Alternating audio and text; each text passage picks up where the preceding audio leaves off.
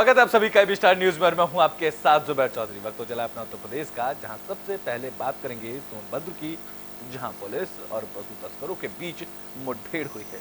तो सोनभद्र में पुलिस और पशु तस्करों के बीच मुठभेड़ की खबर सामने आई। मुठभेड़ गुरमुरा खाना खजाना ढाबे के पास हुई और भागने के दौरान एक पशु तस्कर के दाहिने पैर में गोली लगने से वो घायल हुआ। बता दें कि इस दौरान 6 पशु तस्कर फरार हो गए, जहां हाथी नाला और चौपान पुलिस को मुखबिर से सूचना मिली थी कि रानी ताली नाला के पास वध के लिए 5 अभियुक्त 38 गौवंश ले जा रहे हैं। इसमें वंचित 3 लोगों की गिरफ्तारी के लिए चौपान हाथी नाला की संयुक्त पुलिस टीम प्रयासरत थी।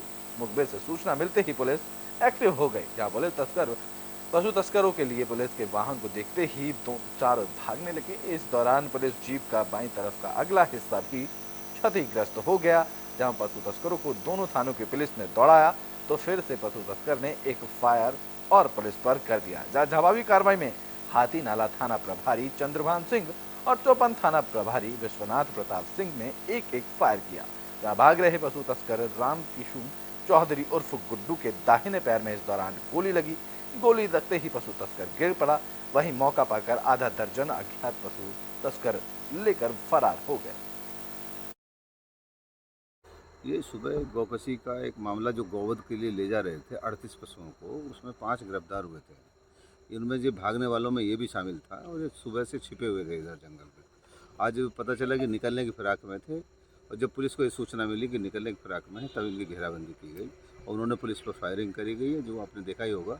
उसी मुठभेड़ में उसको आवश्यक बल प्रयुक्त कर गिरफ्तार। तो बुलेटिन में बात आगरा की कर लेते हैं, जहां एक्ट्रेस शिल्पा शेट्टी आगरा के माता पिताम्बरा मंदिर पहुंची। तो बॉलीवुड अदाकारा शिल्पा शेट्टी पति राज कुंद्रा के साथ आगरा पहुंची। उन्होंने कैंट स्थित प्राचीन माता पिताम्बरा मंदिर में दर्शन किए, साथ ही मनोकामना पूर्ति के लिए पंचकुंडीय यज्ञ में आहुतियां दी। मंदिर के महंत नितिन सेठी ने हवन यज्ञ कराया। इस दौरान शिल्पा शेट्टी करीब 3 घंटे तक मंदिर में रहीं। जहां शिल्पा शेट्टी ने मंदिर में पहुंचने की जानकारी मिलते ही मौके पर लोगों की भीड़ लग गई।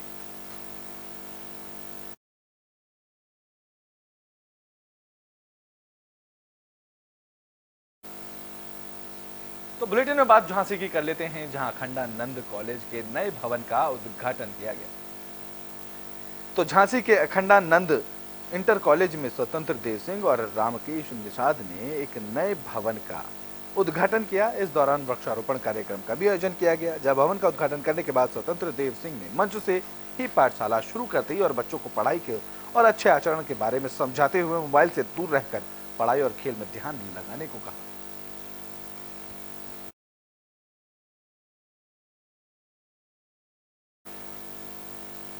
तो बुलेटिन में बात पीलीभीत की कर लेते हैं, जहां कोर्ट ने दुष्कर्म मामले में फैसला सुनाया है। कोर्ट ने आरोपी को 7 साल की सजा सुनाई है। तो पीलीभीत में दुष्कर्म मामले में कोर्ट ने बड़ा फैसला सुनाया है, जहां आरोपी सर्वजीत सिंह को दोषी करार देते हुए 7 साल की सजा सुनाई गई है। साथ ही 22,000 रुपए का जुर्माना भी कोर्ट की तरफ से लगाया गया है। जहां सर्वजीत सिंह पर नाबालिग से दुष्कर्म को लेकर पॉक्सो एक्ट के तहत मुकदमा दर्ज किया गया था, जिसमें कोर्ट ने सर्वजीत सिंह को दोषी करार देते हुए सजा सुनाई है।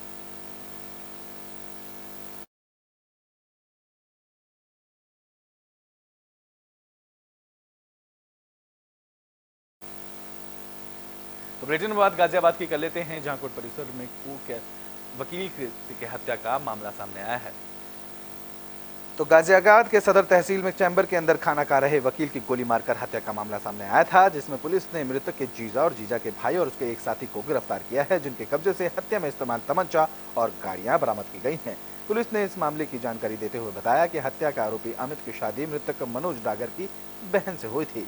शादी के कुछ समय बाद आरोपी अमित से अपनी पत्नी के नाम पर लाखों की संपत्ति गाजियाबाद में खरीद डाली थी, लेकिन पति पत्नी में कुछ समय बाद विवाद होने लगा, जिसके चलते आरोपी अमित की पत्नी सरिता अपने मायके चली गई। मायके आते वक्त सरिता अपने 2 बच्चों में से एक बेटी को यहाँ लेकर गई, जबकि उसका बेटा अपने पिता के पास था।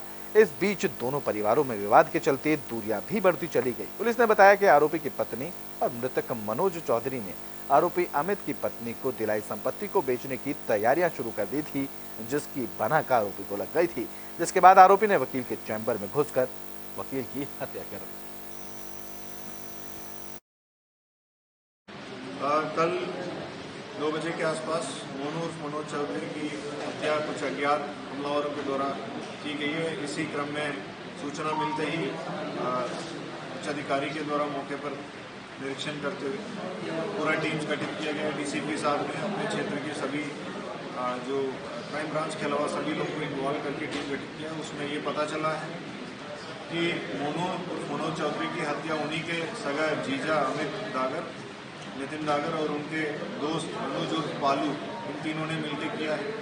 चैम्बर में नितिन डागर अवैध असला के साथ घुसा और उनकी कनपट्टी में लगा के गोली मार के वहीं से फरार हो गए।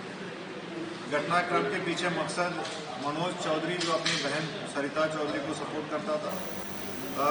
तो बुलेटिन में बात प्रयागराज की कर लेते हैं, जहां हत्या के बाद लोगों का प्रदर्शन देखने को मिला है। तो प्रयागराज जिले के यमुनानगर में 48 घंटे बाद एक और हत्याकांड सामने आया है। घटना से गुस्साए ग्रामीणों ने शव को झांसी मिर्जापुर हाईवे पर रखकर जाम कर दिया। बता दें कि बारात थाना इलाके के सुंदरपुर गांव में युवक चंद्रशेखर भारतीय की पुराने विवाद में लाठी डंडों से पीट कर हत्या कर दी गई थी, जिससे ग्रामीणों में आक्रोश देखने को मिल रहा है और ग्रामीणों ने इस दौरान झांसी मिर्जापुर हाईवे पर शव रखकर जाम कर दिया।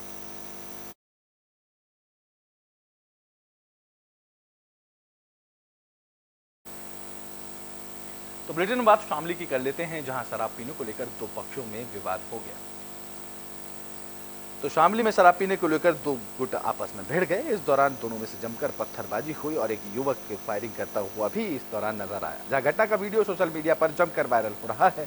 पुलिस ने इस मामले में 4 लोगों को हिरासत में लेकर पूछताछ भी शुरू कर दी है। यह घटना किराना कोतवाली इलाके के इमामबाड़ा मोहल्ले की बताई जा रही है, जहां फायरिंग करने वाले युवक की तलाश की जा रही है।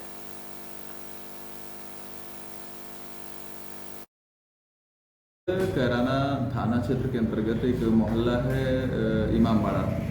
इस मोहल्ले में दो पक्षों में शराब पीने को लेकर के आपसी विवाद हुआ। दोनों पक्षों में पथराव किया गया और एक पक्ष के द्वारा दूसरे पक्ष पर फायरिंग भी की गई। तत्काल पुलिस को सूचना मिली, मौके पर पुलिस गई और उसमें 4 लोगों की गिरफ्तारी की गई है और वो 4 लोग शब्बीर, महफूज, इनायत और मोमिन हैं।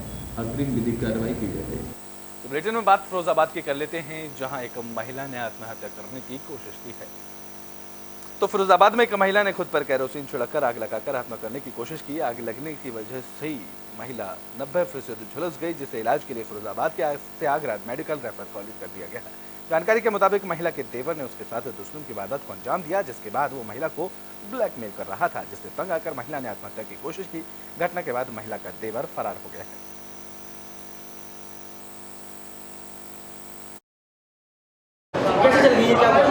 जल जाई हो गई थी। मेरे भाई इसे ब्लैकमेल करता था। कैसे?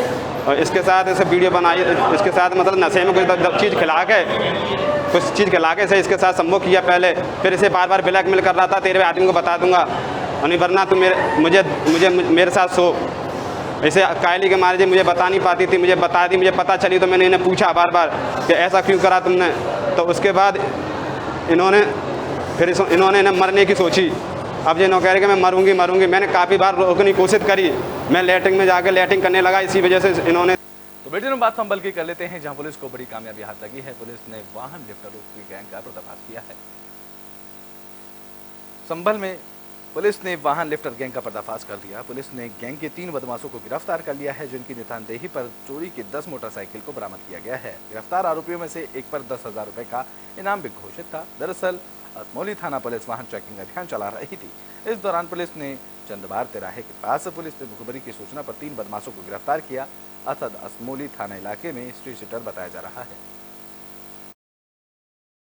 आज जनपद संभल में एक अंतरराज्यीय बाइक लिफ्टर गैंग का पर्दाफाश किया गया है, जिसमें 3 अभियुक्तों को गिरफ्तार किया गया है और 10 मोटरसाइकिलें जो इनके द्वारा दिल्ली, एनसीआर और आसपास के जनपदों से चोरी की गई थी बरामद हुई हैं। इन अभियुक्तों का नाम है फैजल, असद तथा तंजीम, जो असमौली संभल के रहने वाले हैं। इसमें अभियुक्त असद के विरुद्ध पूर्व में 11 मुकदमे पंजीकृत हैं, जो कि जनपद दिल्ली, संभल, अमरोहा, मुरादाबाद इत्यादि में हैं। इसके अतिरिक्त पूर्व में भी 20 अगस्त को इसी गैंग का एक सदस्य नावेद गिरफ्तार हुआ था और 6 मोटरसाइकिलें उससे बरामद हुई थी, जिसमें असद वांछित था और उसके 10,000 का इनाम घोषित किया। तो बुलेटिन के आखिरी में बात बिजनौर की कर लेते हैं, जहां तेंदुए का शव मिलने से पूरे इलाके में हड़कंप मच गया। तो बिजनौर में जंगल में तेंदुए का शव मिलने से हड़कंप मच गया। ये मामला नहटौर थाना इलाके के फिरोजपुर जंगल का है, जहां खेत पर काम करने गए किसानों ने तेंदुए का शव देखने के बाद वन विभाग को इसकी सूचना दी। जानकारी मिलने के बाद मौके पर पहुंची वन विभाग की टीम ने तेंदुए के शव को कब्जे में लेकर पोस्टमार्टम के लिए भेज दिया। वहीं क्षेत्रीय वन अधिकारी ने बताया है कि आपसी संघर्ष में तेंदुए की मौत की पुष्टि की है।